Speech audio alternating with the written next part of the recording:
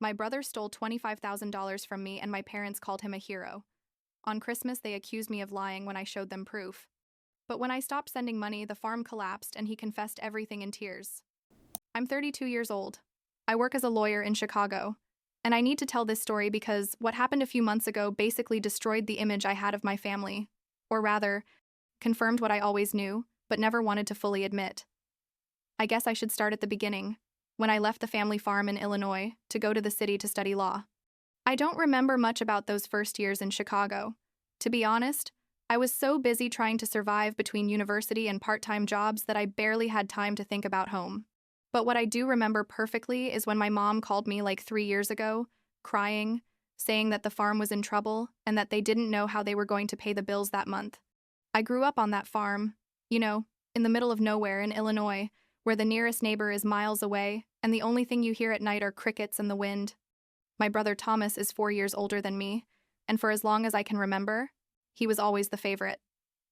Not that my parents openly admitted it, but it was obvious. When Thomas got good grades, there was a celebration. When I got the same grades or better, it was like, oh, that's nice, honey. And that was it. Thomas stayed on the farm after high school, helping Dad with the work, and everyone treated him like he was a saint for that, like I had committed some crime for wanting to study and have a different life. The thing is that when they called me that first time asking for help, I had just gotten a decent job at a law firm. I wasn't making millions, but I was doing okay. And obviously, I wasn't going to let my parents lose the farm. I told them I could send them some money each month. Not much at first, but something that would help. My mom, Linda, was so grateful on the phone, crying and telling me I was an angel, that God was going to bless me. All that. She told me to send the money to the bank account in town where they had always done their business, that she would take care of everything. And so I started. Every month, religiously. I'd send like $500 at first. Then when I did better at work, I went up to 800, sometimes even 1,000 when I had a good month. Months went by, almost a year. And every time I talked to my parents on the phone, they always mentioned how incredible Thomas was, how he was saving the farm with his ideas and hard work. Thomas did this, Thomas got that, Thomas is working day and night to keep everything running, and I was there like, well, good for Thomas, I'm glad he's doing a good job. They never mentioned the money I was sending. And at first, I didn't give it much importance because I thought, well, maybe it's awkward to talk about money. Maybe they don't want to make me feel like they only value me for that. But then I started noticing weird things. When I would visit them, like 2 or 3 times a year because the trip from Chicago is long and my work is demanding, I would always hear my dad, William, talking to the neighbors about how Thomas had managed to pull the farm through, how smart he was with finances, how he had worked miracles to pay off the debts, and I would just stand there like, wait, what miracles are we talking about? Because I knew exactly where that extra money was coming from. It was coming from my bank account every damn month. But I didn't say anything because, I don't know. It seemed rude to be like, hey, I'm helping too. Give me credit. The truth is that part of me enjoyed helping in silence. It made me feel good to know I was contributing, that my family was better off because of me, even if nobody publicly acknowledged it. I thought, well, I don't need validation. I'm doing the right thing, and that's what matters. But over time, it started bothering me more and more. Especially when my mom would call me and say things like, I wish you were more like your brother. He does care about the family. He is here when we need him. And I would think, I'm literally sending you almost $1,000 a month. How is that not caring about the family? So anyway, Christmas came around last year, December of '78, and I decided to go spend the holidays with them. It had been like 6 months since I'd seen them. I'd been super busy with a big case at work. I arrived on Christmas Eve, drove the 4 hours from Chicago in a horrible snowstorm, got there around 9 at night, frozen and exhausted.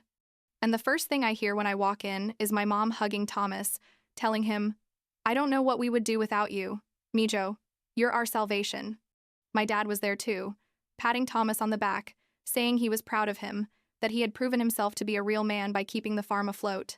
I stood there with my suitcases in hand, waiting for my turn for a hug or a hello, glad you made it safely, but they basically ignored me for like 5 full minutes. When my mom finally saw me, she gave me a quick hug and said, oh, Mija, good that you came. Go put your things in your room. We're going to have dinner in a bit. Just like that. Super casual, like I was some distant cousin coming to bother them. Not their daughter who had just driven 4 hours in a storm to spend Christmas with them. Dinner was awkward. I'm not going to lie. Thomas was sitting there like the king of the house, telling stories about how he had negotiated better prices with suppliers, how he had made a smart deal with the bank to restructure some debt. My parents listened to him mesmerized, like he was telling them how he'd discovered the cure for cancer or something. I tried to add some conversation about my work, about an interesting case I had won, but they basically interrupted me halfway through to ask Thomas about, I don't know what thing about the tractors. And that's when something in me broke, you know? That moment when you've been holding something in for a long time, and suddenly you just can't anymore. I put my fork down on the plate, like with more force than necessary, and everyone turned to look at me. And I said, well, I'm glad Thomas is doing such a good job with the farm, but I would like to know exactly what he's doing with the money I've been sending every month for the last 3 years. The silence that followed was brutal, like you could hear the clock on the wall ticking.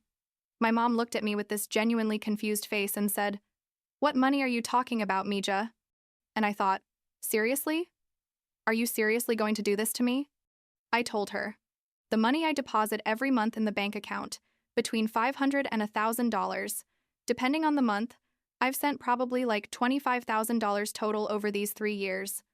My dad laughed, like an uncomfortable laugh, and said, Elizabeth, I don't know what you're talking about. We haven't received any money from you. I turned to look at Thomas and he had this expression on his face, like he'd seen a ghost. But he quickly composed himself and said, yeah, I don't know what makes you think that, sister, but the only one who's been sending money here is me, from my savings. I couldn't believe it. I literally couldn't process what was happening. I told them, I have the bank receipts. I have all the transfer records. How are you going to tell me you haven't received anything? My mom looked at me with that disappointed face I hated. That face she always made when she thought I had done something wrong, and said, I don't know why you're making this up, Mija, but it's not funny. Thomas has been the one helping us. He's made sacrifices. He's worked day and night. And there my brother, this damn liar, looked me straight in the eyes and said, if you want credit for something you didn't do so badly, go ahead, but don't come here to ruin Christmas with your lies. My parents nodded, like completely on his side, and my dad added, you've always been jealous of your brother, Elizabeth, since you were kids. This is a new level, even for you. I got up from the table so fast the chair almost fell over.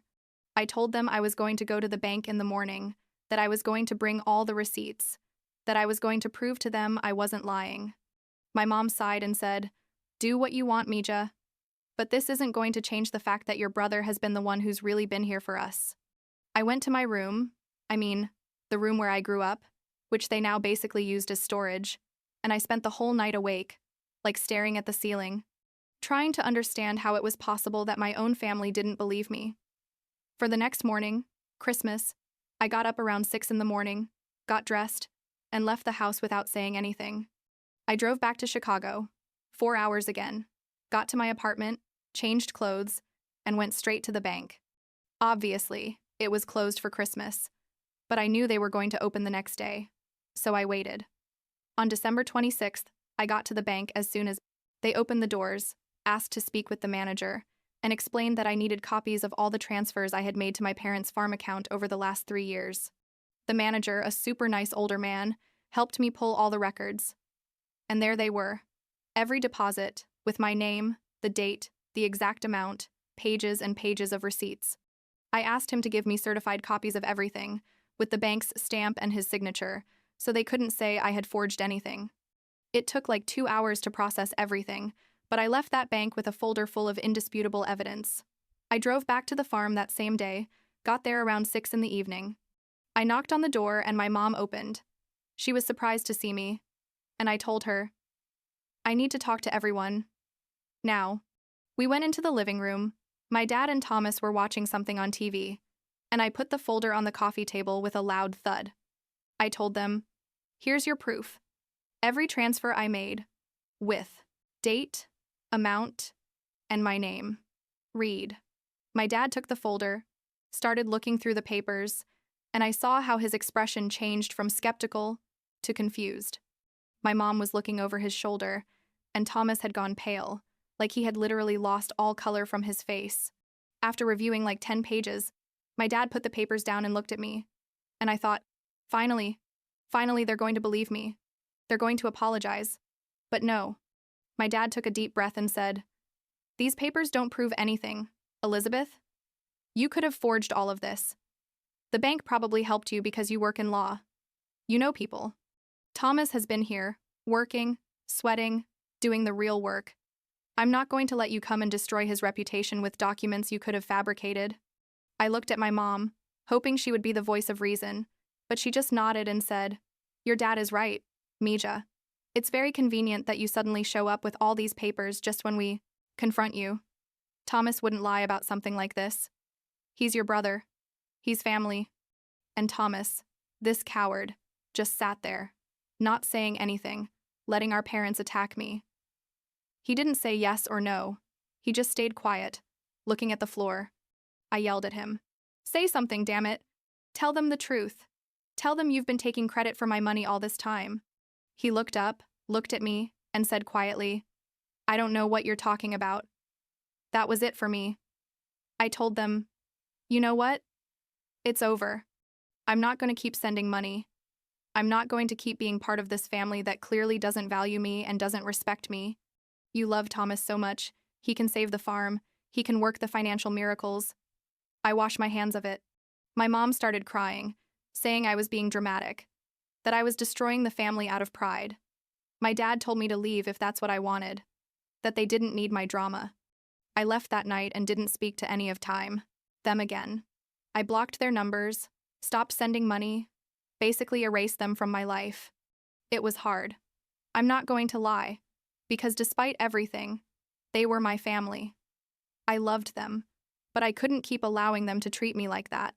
My friends in Chicago supported me, helped me process everything, and for the first time in a long time, I felt at peace with my decision. 6 months went by, 6 full months without hearing anything from them. It was weird at first, like I was used to my mom's monthly calls, the updates about the farm, even if they were annoying. But over time, I got used to the silence. Until one day in July, I was in my office when the receptionist called me saying my parents were in the lobby and wanted to talk to me. I froze, like I didn't know what to do. Part of me wanted to tell the receptionist to tell them I had died or something, but another part, the part that still had hope, wanted to hear what they had to say. I told her to let them come up. When they walked into my office, they looked different, older, tired. My mom had been crying, you could tell from her swollen eyes, and my dad couldn't look at me directly. They sat across from my desk, and there was an awkward silence for several seconds until my mom finally spoke. She said, "We came to ask for your forgiveness, Mija." Thomas confessed everything. I asked them what exactly he had confessed, and my dad sighed and explained that the farm had started having problems again. Serious problems. Because it turns out the money I was sending was what was really keeping everything afloat, not Thomas's supposedly brilliant strategies. When I stopped sending money, things fell apart quickly. They started getting notices from the bank again. Suppliers cut their credit. Basically, everything went to hell. They confronted Thomas, asking him what had happened to all his great ideas to save the farm, and that's when he finally broke down and admitted he had been taking credit for my money. All this time, my mom was crying as she told me this, saying she didn't know how they could have been so blind, so unfair to me. My dad added that they felt a lot of shame, that they had driven 4 hours from the farm to come apologize in person and ask me to please consider forgiving them and helping with the farm again. I listened to them in silence, processing everything. When they finished, I asked them, "Where's Thomas? Why didn't he come with you?" My mom looked at my dad, and he said Thomas was at the farm, that he was too ashamed to come, that he had asked them to come first. And that's when I realized that even now, even after everything he had done, they were protecting him. I told them, "You came all the way here, drove 4 hours, to apologize for not believing me, for accusing me of forging documents, for basically calling me a liar, but you didn't have the decency to bring Thomas so he could apologize to me in person. You're still protecting him, still putting him first, even now." My dad started to say something about Thomas going through a difficult time, that he needed time. but I interrupted him. I told them I appreciated that they had come, that I accepted their apology, but that I wasn't going to send money to the farm again until Thomas came and apologized to me directly, looking me in the eyes. My parents left that day, kind of upset, kind of sad, like they didn't expect me to put conditions. But a week later, on a Wednesday afternoon, Thomas showed up at my office. He didn't call ahead, didn't warn me, he just showed up. The receptionist called me again, and when I told her to let him come up, my hands started shaking. I didn't know what to expect. If he was going to come to fight, to blame me, or what. He walked into my office and looked terrible, like he had lost weight, had dark circles under his eyes, looked destroyed.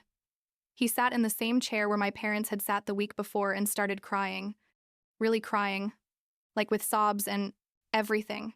He told me he was so sorry, that he had been a coward, that he had been jealous of me his whole life because I had left the farm, had made something of my life, while he had been stuck in the same place forever. He said that when I started sending money, he saw an opportunity to finally get the recognition he had always wanted from our parents. He knew it was wrong, but he couldn't stop himself, especially when he saw how our parents treated him like a hero. It had become such a big lie that at some point he started kind of believing it himself, thinking that maybe he did deserve the credit because he was the one who was there physically, working on the farm.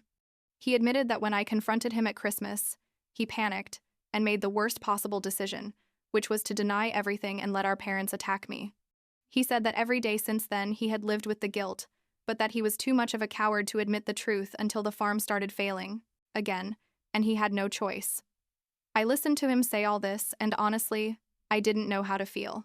Part of me wanted to yell at him, tell him he was a piece of garbage, that he had ruined our relationship and the relationship with our parents.